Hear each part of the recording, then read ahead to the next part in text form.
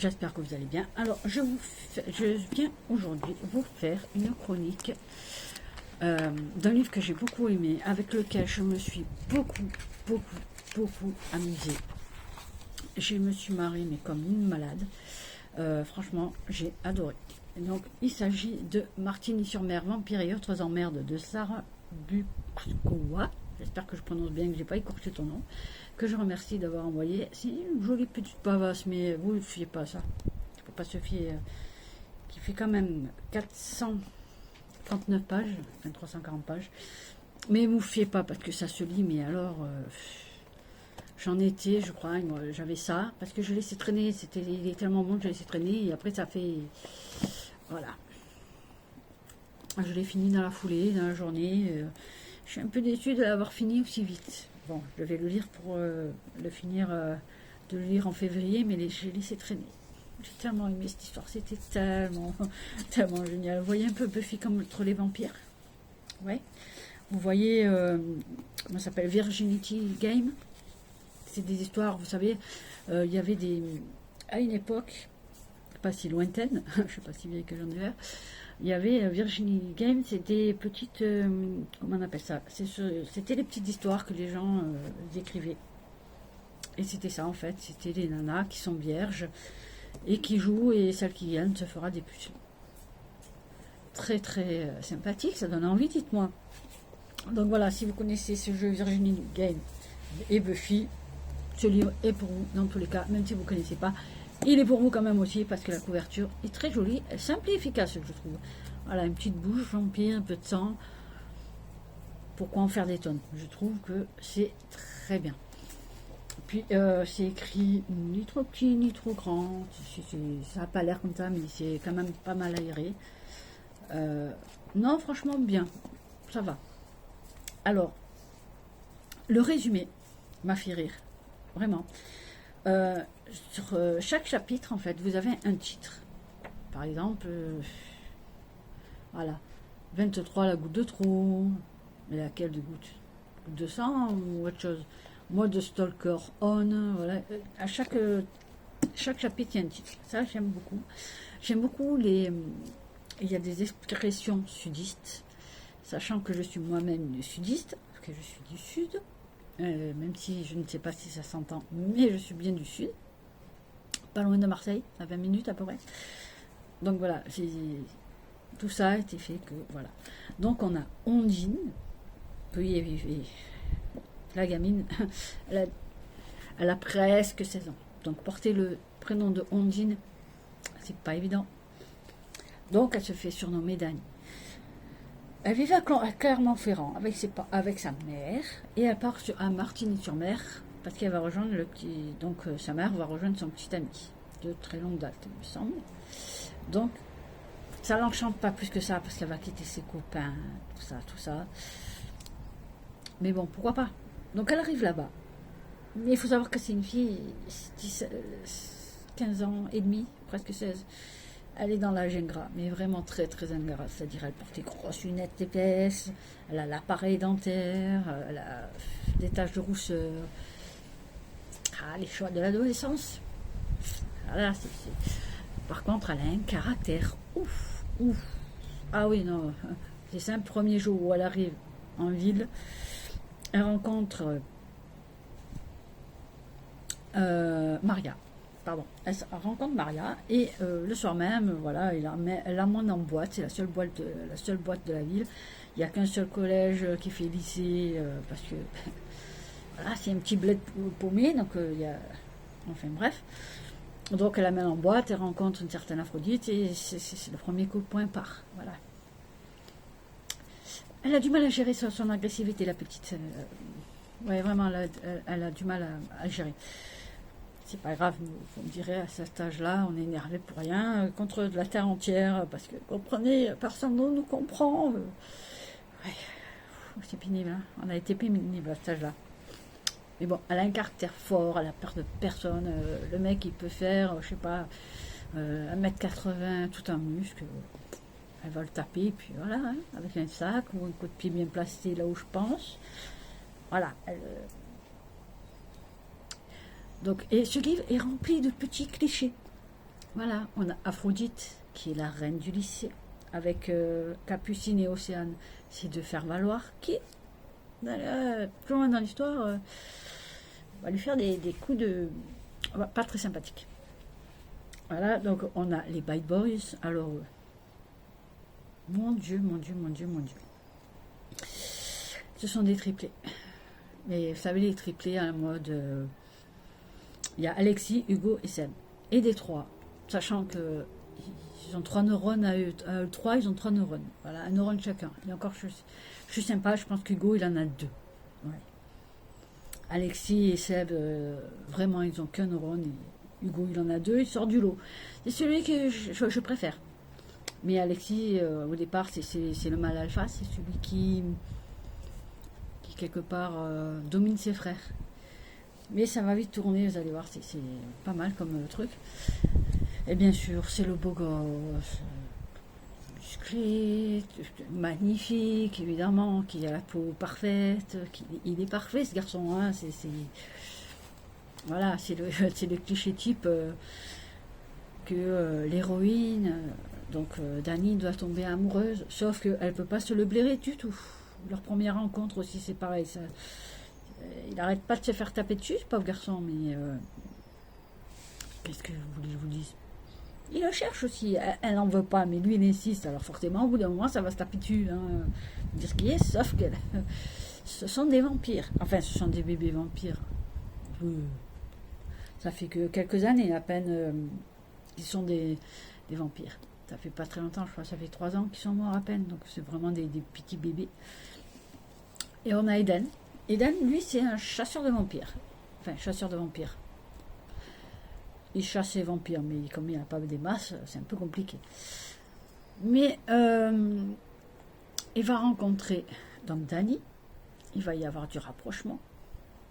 Et voilà, il va lui dire, enfin Dani, oui, elle va lui demander, oui, entraîne-moi, je veux devenir, je veux faire pareil que toi, je veux plus me faire avoir par les vampires, je veux savoir me défendre, tout ça, tout ça. Il a dit, ok, et comment il l'entraîne, à votre avis? En regardant Buffy contre les vampires, évidemment. Comment apprendre à se défendre contre un vampire? En regardant Buffy contre les vampires. C'est d'une logique implacable. On ne peut pas lutter. Autant vous dire que là, je me suis chopé un fou rire monumental. Je me suis dit, c'est pas possible, l'auteur, elle veut me tuer à force de rire, c'est pas possible. Mais vraiment, j'ai ri, mais il y a... Ouais, donc les triplés, en fait, ce sont eux qui organisent le Virginity Game, plus communément appelé le Snack Game.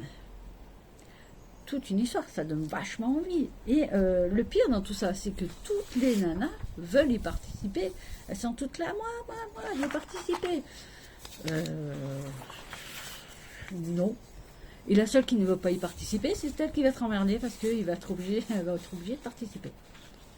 Il y aura bien sûr des... comment on appelle ça? Des épreuves aussi stupides et dangereuses les unes que les autres. Mais... chez le chien qui fait des... C'est pas grave. Ah, bah du coup, elle m'a coupé dans mon élan. Bon, c'est pas grave. Donc oui, le snack game, en fait, en clair, celle qui gagne, elle ne sera plus vierge, forcément, puisque c'est le but du jeu. Et au départ, elles sont 10 et il n'y en aura qu'une. Il en restera qu'une. Sauf que les autres, les 9 perdantes, ben à chaque fois qu'il y en a une qui perd, elle se fait tuer et elle devient vampire. Super. Ça donne vachement envie de participer, ça, c'est... Truc de fou quand même, hein. C'est bien sympathique, ce genre d'épreuve de jeu, hein. Bon. Et toutes elles veulent participer, toutes elles sont là, moi, choisis-moi. Alors qu'à la base, Dani, elle ne veut pas, elle, laissez-moi tranquille, mais qu'est-ce que tu veux, lâche-moi. Et il va la marquer. Donc elle sera obligée de participer. Et quand on dit marquer, moi je m'attendais à un marquage dans les règles, vous voyez, où il a marqué avec les traces de crocs, les traces de sang. Non, en fait, il a juste fait un suçon. Là aussi, je me suis chopé un fou rire. Ah ouais, non, mais c'est un truc de fou ce livre. Rien d'y penser, j'ai envie de rire déjà. Mais oui. Mais voilà, c'est une... en fait, c'est une absurdité ce qui se passe là-dedans, dans ce livre. Ce livre est une absurdité, mais une magnifique absurdité que je recommande à tout le monde, surtout par les temps qui courent, là, avec les confinements, pas confinements, mais c'est une bulle de bonheur, ce livre. C'est ce que je disais à Sarah, c'est une bulle de bonheur, ce livre. Il fait du bien, il fait tellement de bien que c'est pour ça que j'ai pas voulu le finir très très vite. Ça vous fait penser à autre chose, vous plaisantez, vous riez des bêtises qu'il y a là-dedans et vous pensez à rien d'autre, vous pensez pas oh merde, on est confiné, télétravail, les gosses. Non, vous pensez qu'à ça et franchement ça vous fait un bien. Donc on a Aphrodite qui va aussi participer, alors qu'elle est plus vierge, alors que normalement seules les vierges peuvent participer, mais comme Monsieur Alexis a décidé que Aphrodite participerait, donc elle participe. Bref, pourquoi pas. Sauf que les deux copines d'Aphrodite vont lâchement l'abandonner. Et on va apprendre des tas de trucs en fait sur les deux, comment dire, petites pétasses. Voilà, on va les appeler comme ça, hein, petites pétasses pour être gentilles. Parce qu'à cet âge-là, ça se traite de pétasses, il n'y a rien de choquant là-dedans. Ni de péjoratif, hein, quand on a 16 ans, 15 ans, voilà, c'est ce qu'on dit, ah, regarde cette pétasse, t'as vu, enfin, bon, bref. Donc, voilà, Aphrodite et Dany vont, mine de rien, se rapprocher. Mais si vous leur demandez, ils vont dire non, c'est pas vrai. Mais on va finir par se rapprocher, même devenir ce qui peut se ressembler à de l'amitié. Mais toujours à s'envoyer des pics dans le... Ah, quand même, faut pas déconner. Ah oui. Aphrodite et Dany, ça se pique et il faut que ça reste piquant. Parce que si du jour au lendemain elle devenait tout miel, ça serait ennuyeux. Mais franchement, non. Ensuite, il y a Eden et Dany à bord de se fréquenter. On apprend que Eden et Aphrodite se connaissent. Comment, je vous laisse le découvrir. Et Dany et Eden, ils se rapprochent, mais c'est mignon parce que il faut savoir que Eden, lui, il a 17 ans. Que pendant un moment il vivait seul parce que pour une histoire de famille, mais bon, pourquoi pas, qu'il a un frère, mais oh là là, mais le frère c'est pas possible, mais foutez-lui des baffes à ce garçon là, il est complètement immature, il est plus âgé, il ne vit que pour une chose, faire chier son frère, parce qu'il en est complètement jaloux. On comprendra plus tard aussi qui connaît Aphrodite. Je vous laisse chercher. Et donc, voilà, ces deux-là vont se rapprocher, et puis on comprend vite fait, on comprend ce qui se passe entre eux, quoi. Hein. Mais je trouve ça très mignon, parce qu'ils sont très, si vous voulez, ils s'attirent l'un envers l'autre, ils sont attirés l'un envers l'autre, ils sont amoureux l'un de l'autre, mais aucun n'a fait le premier pas, aucun n'ose dire, parce qu'ils ont peur de se faire rejeter, en fait, et ça, c'est dommage, parce que franchement, ça valait la peine, ils sont vraiment bien. Surtout qu'ils se lancent des pics tous les deux et que c'est vraiment... comment dire, c'est comme un match de ping-pong ou de tennis, ils se renvoient la balle sans arrêt, c'est ce qui me plaît chez eux aussi. Mais voilà, après il va se passer des tonnes de choses. Je ne veux pas trop vous en parler parce que ce livre est quand même magique et j'aimerais que vous découvriez par vous-même ce que donne un tel livre. Il est vraiment... non, vraiment, il est super bien. Il est génial. J'ai la petite dédicace. Non, franchement, il est super. Il faut le lire. Il en vaut la peine. Sinon, je vous en parlerai pas. Je pourrais vous en parler pendant des heures et des heures et des heures, mais la vidéo, elle ferait 4 heures et ça n'a aucun intérêt parce que sinon, je finirais par vous spoiler. Mais sachez que, ouais, franchement, oula, ça vaut la peine. Je me suis régalée, moi. Honnêtement, ouais, c'est une petite bulle de bonheur. On n'a pas le temps de s'ennuyer. Parce qu'il y a toujours de l'action, il se passe toujours quelque chose.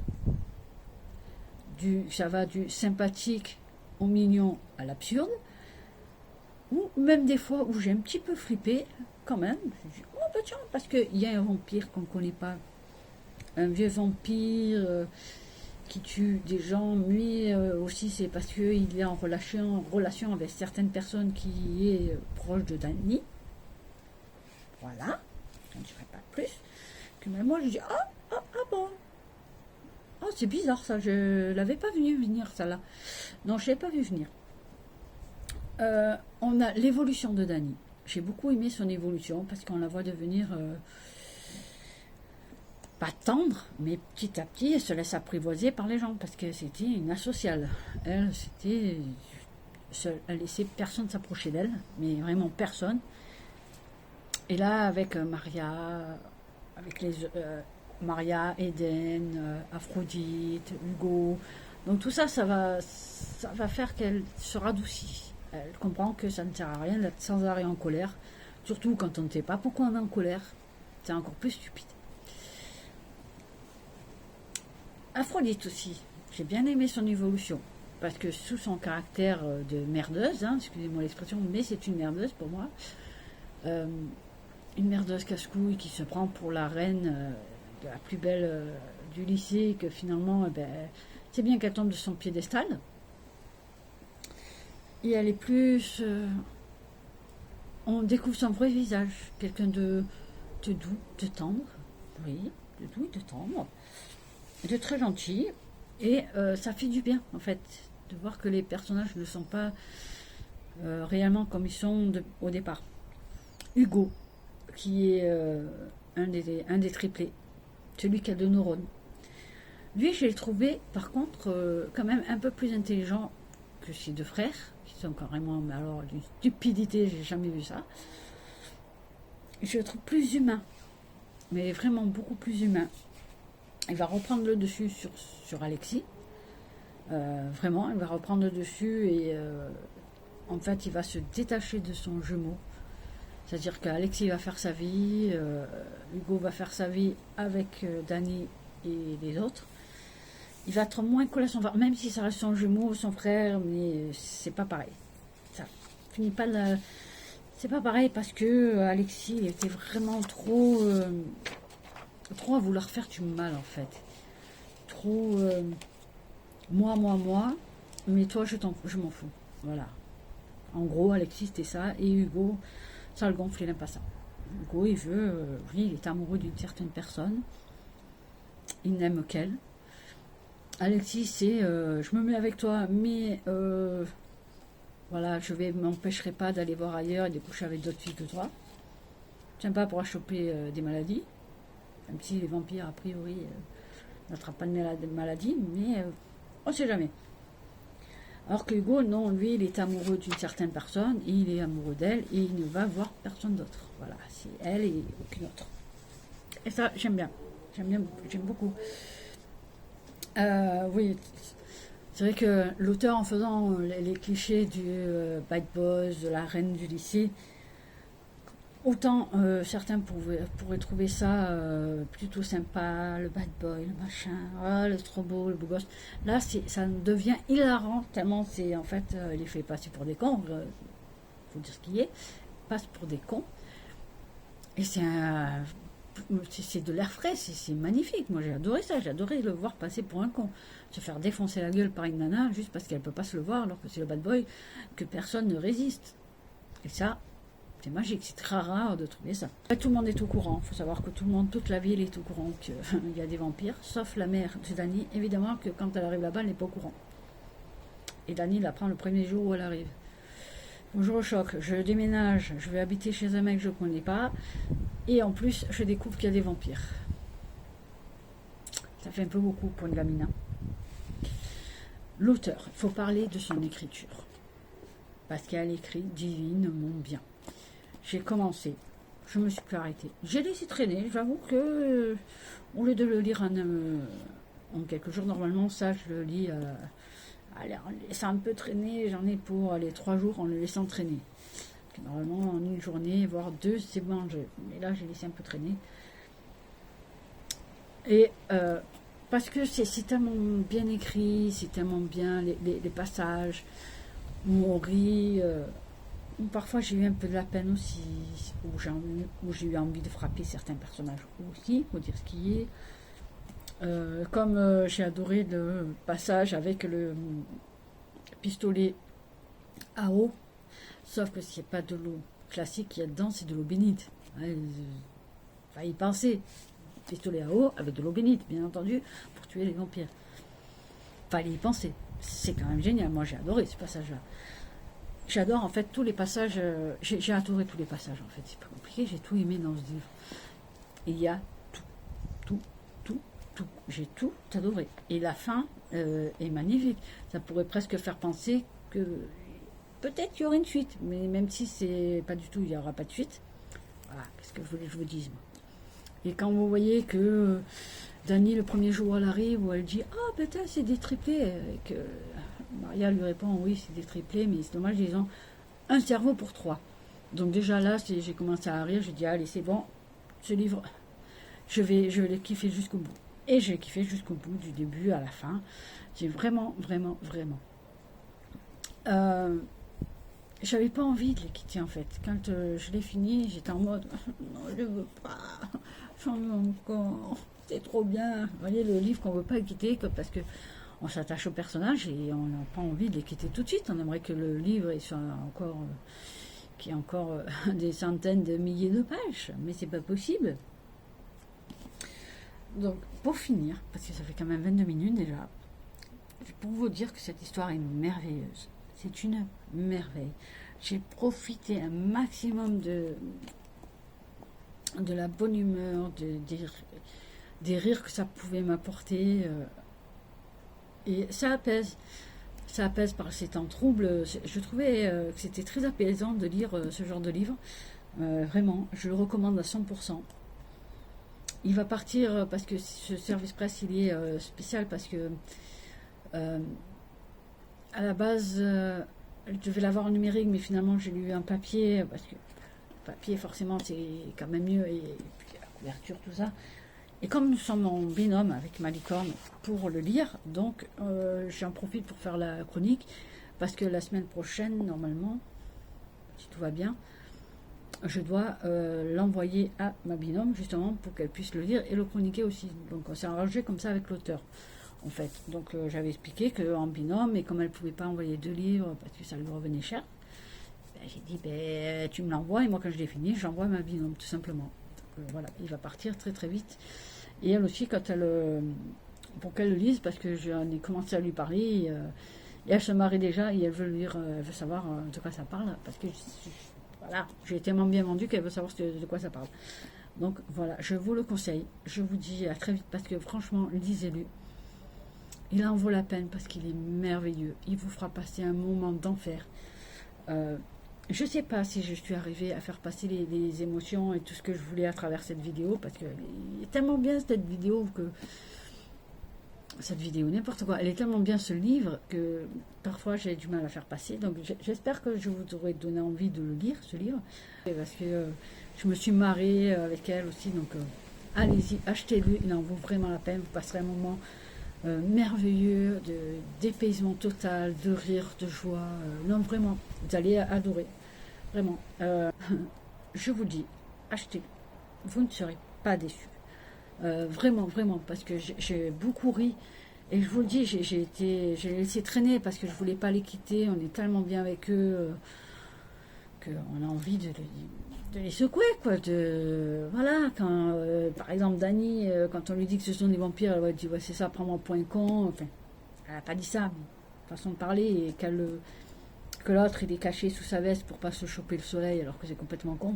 Parce que c'est pas parce que tu as ta veste sur la tête que ça va t'empêcher les autres parties du corps de choper le soleil. C'est pas logique ce que tu fais. Et c'est n'importe quoi. Souvent, hein, c'est arrivé, je le dis, mais n'importe quoi. Mais c'est génialissime de se dire, mais c'est n'importe quoi, mais qu'est-ce que c'est que ces conneries? Mais c'est ça qui était bon, qui m'a fait rire, qui m'a fait passer un moment mais merveilleux. Parce que justement, je me disais, qu'est-ce que c'est que ces conneries? C'est rempli de conneries, c'est rempli de rire, de bonheur, de joie, ça embellit une partie de la journée. Je ne peux que le conseiller de le lire. Voilà, donc je vous le conseille. Je vais arrêter là, sinon je vais finir par vous le lire, ça va être plus vite. Mais voilà, je vous le conseille fortement. Sur ce, je vous laisse. Je vous fais des bisous et je vous dis à bientôt. Mais surtout, prenez soin de vous, c'est le plus important.